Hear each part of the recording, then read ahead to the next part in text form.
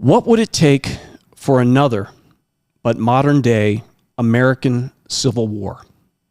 Are we close? Have we already started? Let me tell you a story. This weekend, I attended an event celebrating the founding of the United States Military Academy, which started in 1802. It was an event called Founders Day. It happens every year. And as many of you know, I attended West Point and I graduated in 1991. I served honorably for 7 years afterwards overseas as well as here in the States. And that was before I started a career in corporate America. Now, it was very inspiring for me to spend time with fellow old grads from around the northern Nevada, Reno area. Some dated back as far as 1962. I'm a 91 grad. And I shared a table with both a former warrior from the class of 67. He actually lost a leg in Vietnam and was permanently disabled, to a young man on the other side of me who was from the class of 1993. So quite the range. Now, the Capstone Remarks were from a grad who had done a lot of research about a certain set of Civil War era forts off the coast of South Carolina. Now, there were a lot. There were many, many forts. And that's not what I'm going to talk about today. But it did get me thinking about our Civil War, where our great United States saw 620,000 fatalities, more than any other war since. Nothing even compares. And this was a period of time where we saw brother against brother. In the case of the military academy, classmate against classmate, fighting each other, killing each other over an issue that, thank God, we have resolved. And that issue was slavery. Slavery is evil. It always has been, and it always will be. It is the antithesis of freedom. And I'm certain that it's something that I would have fought to destroy too, even if it cost me my life. But I got to wondering, could we ever see another American Civil War again? And let me start by saying that I pray we don't. I love our country, as most of us do. Most of you do. I hope all of you do. We are a people united by common beliefs, common values, and above all, a common love of freedom. Those of us who have served took an oath of office to support and defend the Constitution of the United States against all enemies, foreign and domestic. It goes on, that I will bear true faith and allegiance to the same. Now, I'm not a constitutional scholar. I'm far from it. I'm a layman. I'm just a citizen who served this great country honorably, who loves this country, who still to this day wants to see this country succeed for my family, for my children, and for my children's children. But I can read, and I can think, and I can speak. And so I will speak, as thinking and speaking, I believe, are both our patriotic duty and our God-given right. My oath of office was to support and defend the Constitution of the United States against all enemies, foreign and domestic. Well, what does that mean?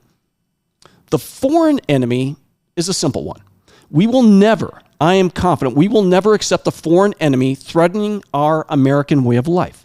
I am confident that if a foreign enemy ever stepped foot on American soil in this day and age, with force or otherwise, with intent to take away our great freedoms, that would be the last step they would ever take. But today we are under attack in ways that are not physical incursions, unless you count our porous southern border.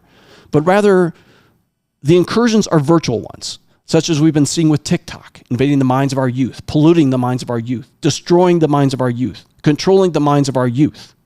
So it's with good reason that we are talking about banning TikTok. They're owned by a foreign entity, and that foreign entity answers to a foreign enemy. Pretty simple there. But for me, where it gets complicated is when it comes to the idea of a domestic enemy. And I've heard many speak about the evil of the current administration, and to an extent, those that support it, that they're seeking to destroy America from within. And as a result, they are a domestic enemy. Now, this is a question. I'm not suggesting they're a domestic enemy. But let me go a little bit further.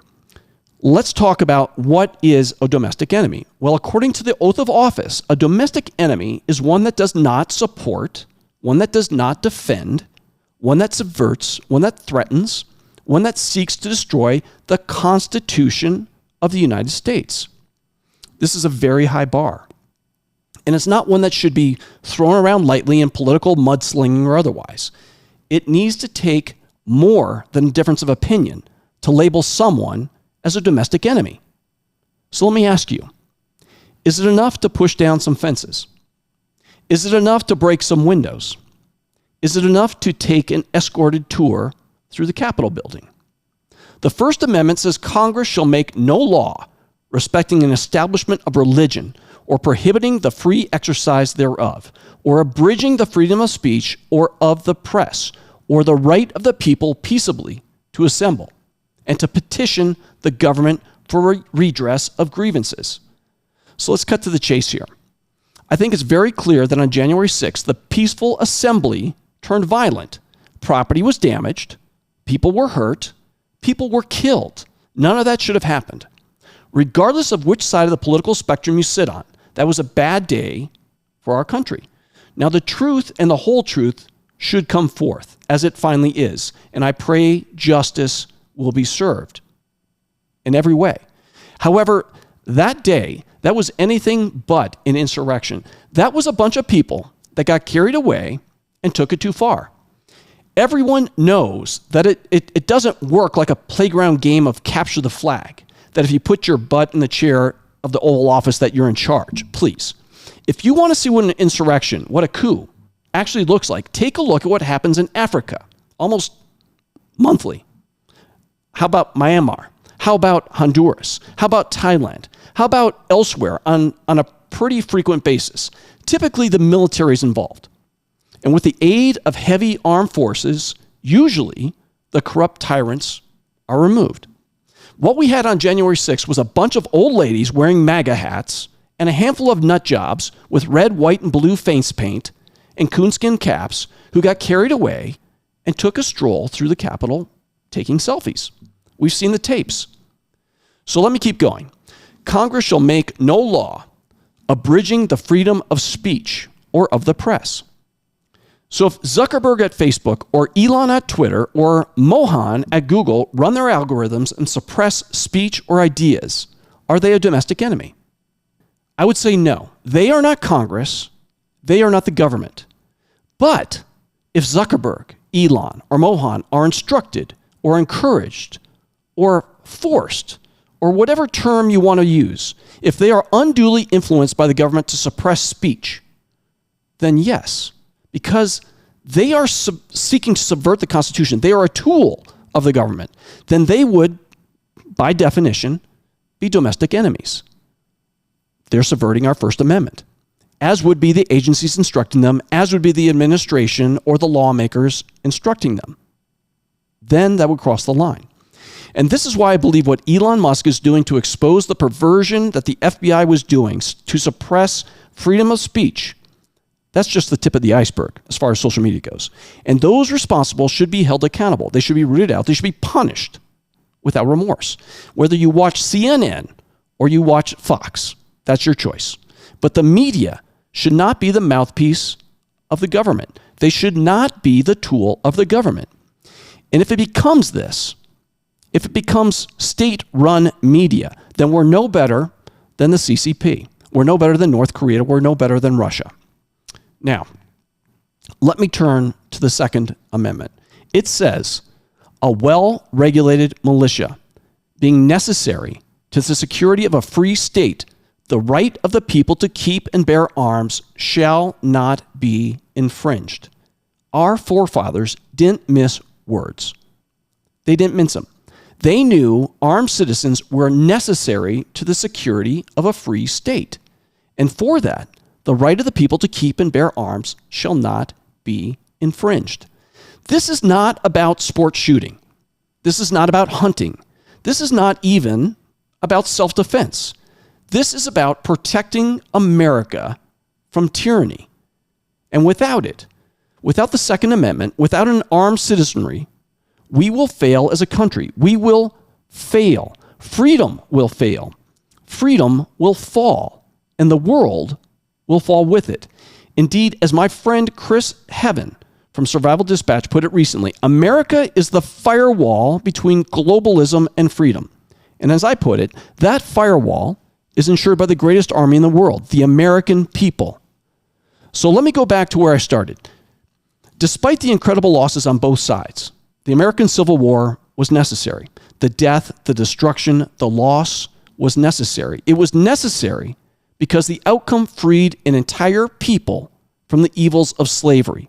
And it settled once and for all that slavery had no place in America. It never does, and it never will ever again. And for that, I am grateful. Let freedom ring. Let freedom ring. But to my question, could we ever see an American Civil War again? What would it take? What issue would even come close to slavery?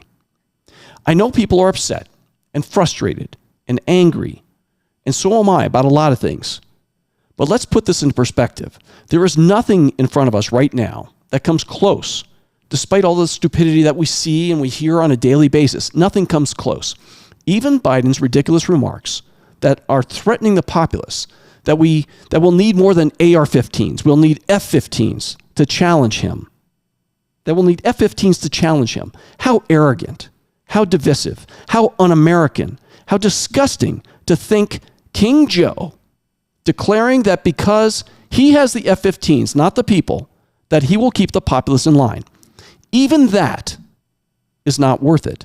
It's not worth losing sleep over, folks. The man is clearly unfit for office, even to the people who voted for him. They know it, which is why he's not really even in charge. And it's why the deep state loves it.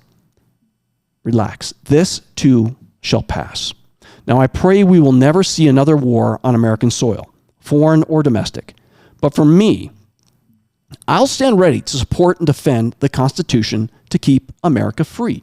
That's an oath that extends beyond my official service and one that I'll uphold until I can do so no more. So war? No.